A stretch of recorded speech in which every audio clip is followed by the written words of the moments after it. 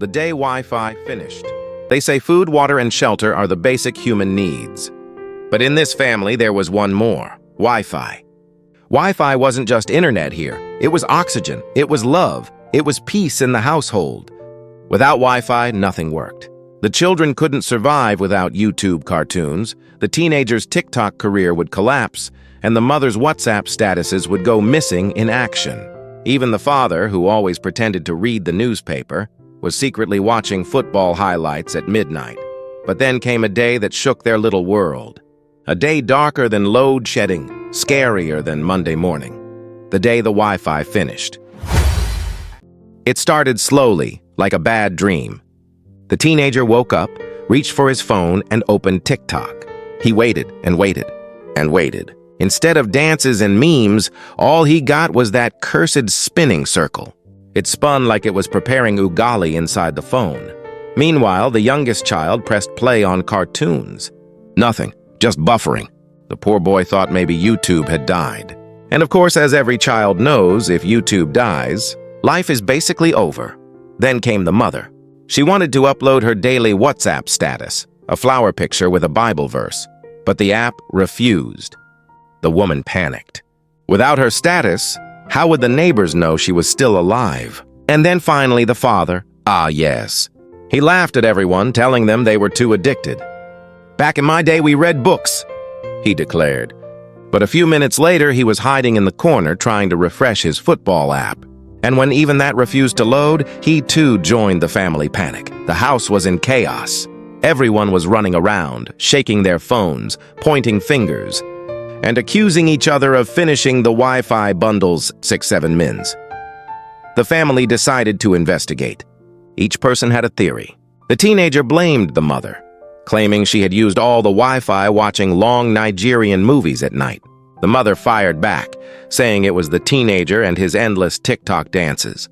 The father insisted that the neighbor was stealing their Wi-Fi again, and even accused the neighbor's dog of being suspicious. The youngest child, however, had the most creative theory. He said hackers had stolen their internet and hidden it in the cloud. And honestly, nobody could prove him wrong. Desperation grew. They restarted the router again and again. Restarted it so many times that the poor thing was beginning to wonder if it was in a boot camp. The mother tried calling the internet company, but the call dropped immediately. No airtime. Still, they refused to give up. The investigation turned the family into detectives, engineers, and conspiracy theorists all at once. But no solution came. The Wi-Fi remained dead, and then silence. Without Wi-Fi, they were forced to do the unthinkable. They had to talk to each other. It was awkward at first. The teenager tried scrolling the salt shaker at breakfast, hoping it would show memes. The little one stared at the ceiling, wishing it was YouTube. The mother even recorded voice notes to herself just to feel normal. But slowly, something strange happened. They began to laugh together. They began to share stories. They discovered that the father once had dreams bigger than his potbelly. The mother remembered the days when her family used to eat meals without phones on the table. The teenager realized that his little brother was actually funny when he wasn't crying about buffering. For the first time in months, the house was filled with something more powerful than Wi-Fi. It was filled with connection. Real human connection. But of course, nothing lasts forever. The youngest child wandered around the house and noticed something strange near the socket.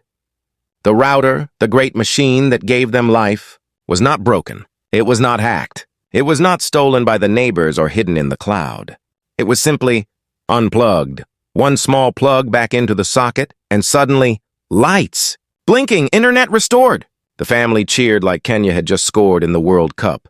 Devices came back to life. YouTube roared, TikTok scrolled, WhatsApp statuses uploaded, and football highlights returned. But then, silence again. Everyone disappeared back into their screens, and the truth hit. The real connection they had found when the Wi-Fi was gone vanished the moment it returned. They had chosen screens over each other again. Sometimes it takes losing Wi-Fi to remember that the strongest connection isn't found in a router. It's found around the table. It's in laughter, in eye contact, in stories shared without emojis. The Wi-Fi of life is love, family, and presence. The rest is just data. So next time your Wi-Fi finishes, don't panic. Maybe, just maybe, it's a reminder to log into the people sitting right next to you. And that, my friends, was the day Wi-Fi finished.